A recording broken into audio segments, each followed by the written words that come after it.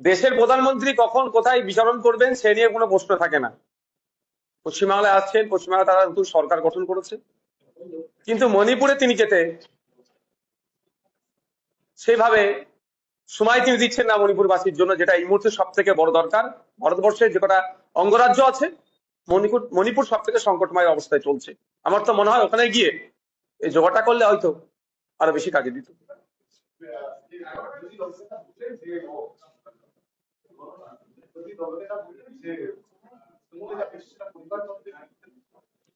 দেখুন, কথা হচ্ছে বিরোধী দলনেতা যেটা বলেছে তার সুরে সুর মিলিয়ে কথা বলতে হবে এরকম ব্যাপার নয়। যদিও আমি বিরোধী দলের বিধায়ক হিসেবে বলছি, এতদিন পরে সব মনে পড়ে যাচ্ছে কিভাবে বুঝতে পারছি না। একসাথে তো দীর্ঘদিন ছিলেন ওনারা, আর এই পরিবারতন্ত্র বা এটা আমরা আজকে দেখছি না, আমরা তো বারবার বলে আসছি। সেই সময় বা 4 মে 2026 তখন খুব মিষ্টি মিষ্টি লাগছিল, আর এখন আমরা দেখতে পাচ্ছি এখন এগুলো শব্দগুলো বার হচ্ছে। আমি টু বি ফ্র্যাঙ্ক একটা কথা বলি সাধারণ মানুষের উদ্দেশ্যে, সব থেকে বড় কথা, ওই সমস্ত ভালো আর খারাপ তৃণমূলকে যারা ভোট দিয়ে জিতিয়েছেন, আপনারা কাকে জিতিয়েছেন একটু ভাবুন। কাদেরকে জিতিয়েছেন? নিজেদের অস্তিত্ব টিকিয়ে রাখার জন্য আপনাদের ভোটগুলো সম্মানটা কোথায় রাখছে বা কোথায় ঠেলে দিচ্ছে?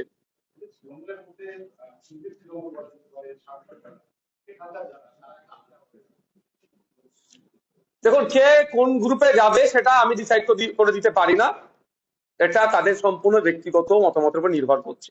তবে আমি একটা কথা বলতে পারি, আমি ওই বেশি তাত্ত্বিক কথা আমি জানিও না বা বলিও না। হ্যাঁ, নীতি আদর্শের উপরে আমি অবিচল থাকি।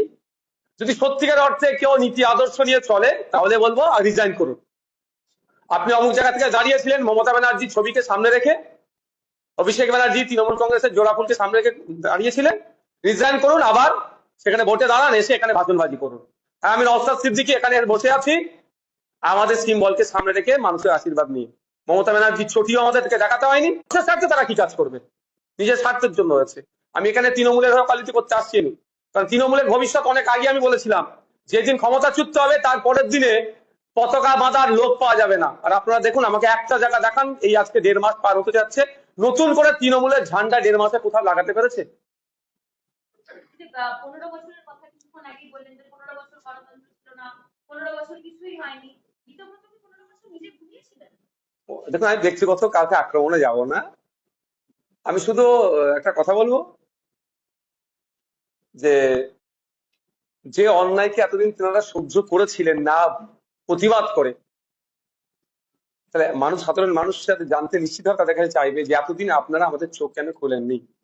নিশ্চিতভাবে সেখান থেকে আপনারা সুযোগ সুবিধাগুলো পাচ্ছিলেন, এখন ওই এন্ড থেকে সুযোগ সুবিধাগুলো হয়তো পাচ্ছেন না সেইভাবে, বা পাবেন না, কারণ আপনারা স্বাধীনতার স্বাদ পাচ্ছি দলে থেকে যারা বলেছে তাতে তৃণমূলের, তাদেরকে যদি দাঁড় করানো হয় নতুন করে, একটাও জিতে আসতে বিধানসভায় পারবে, এটা আমি চ্যালেঞ্জ করে বলছি।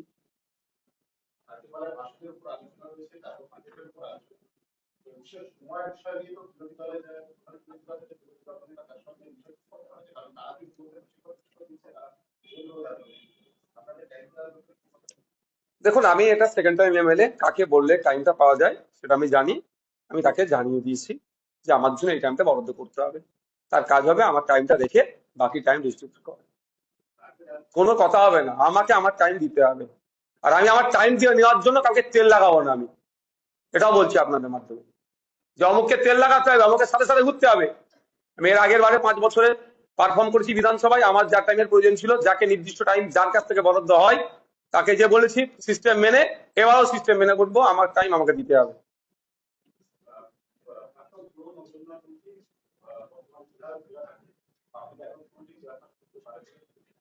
যখন হবে প্রতিক্রিয়া দেব, এখন তো হচ্ছে না, ঘোষণা হয়নি তো। থাকতে পারে, কাকে কখন করে বোঝা মুশকিল। এই ব্লক তৃণমূলটা তো 4 তারিখের আগে ছিল না, হঠাৎ করে গজিয়ে উঠলো। আর দেখুন আগামীকাল কি হতে চলেছে।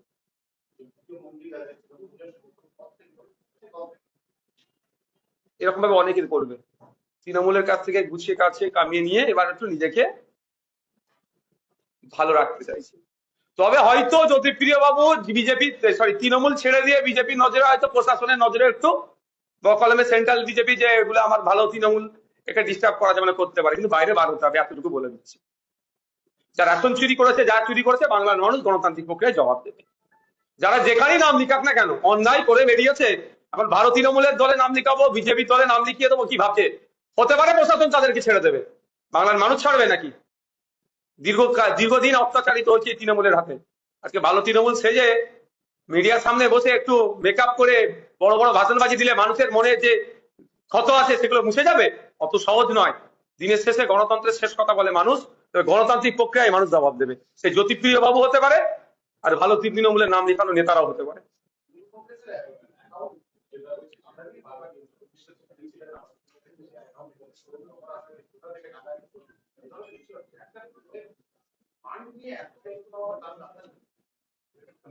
লড়াই তো এটারই, লড়াই এটা। কেউ গ্রাম্য ভাষায় সরু চাল আর মোটা চাল। একজন মানুষ সকালবেলা উঠে কলকাতায় আসছে, সারাদিন হাড়ভাঙা খাটুনি করার পরে বাড়ি ফিরে যাচ্ছে, মাস গেলে 6,000 টাকা মাইনে, 6,500 টাকা, 7,000 টাকা মাইনে। তার মোটা চালের ভাতটা জোগাড় করার লড়াই। আর এইগুলো যেগুলো এতদিন 15 বছর তৃণমূলে থেকে চুরি করেছে, দুর্নীতি করেছে, মেসিকে বাল্য বন্ধু মনে করে কোমর জড়িয়ে ধরার চেষ্টা করেছে, এরা এরা সরু চালের ভাত খাওয়ার লড়াই করেছে। এই তো লড়াই। এখন ওই ফান্ডটা ভাবছে এখন কে ভোগ করবে একদিকে, আর দ্বিতীয় হচ্ছে বিজেপিকে, সেন্ট্রাল বিজেপি বিশেষ করে তাদেরকে তো মিস কল দেওয়া যে আমি তোমাদেরই লোক, এদিকে এদিকে ডিস্টার্ব করছি। এতদিন পরে মনে পড়ছে ফান্ডটা কোথা থেকে আসলো? চাকরি বিক্রি করার টাকা, তোলাবাজির টাকা এতদিন পরে মনে পড়ছে? বাংলার মানুষকে কি বোকা পেয়েছে নাকি এরা? এই দুর্নীতির দায় ওদেরকেও নিতে হবে, যারা এইরকম টেবিলে বসে বলছে ওই টাকাটা কোথা থেকে এসছে, এতদিন পরে কেন? যদি সত্যিকারের নীতিবান মানুষ হতো, দলের থেকে প্রতিবাদ করতো। আর এখন পর্যন্ত যারা দলে থেকে প্রতিবাদ করছে, এতটুকু মনে রাখবে ওই ফান্ডটা যাদের অ্যাকাউন্টে আছে তাদের সিম্বলে আছে। যদি এখনো নীতিবান হয় তাহলে পদত্যাগ করে এই কথাগুলো তুলুক।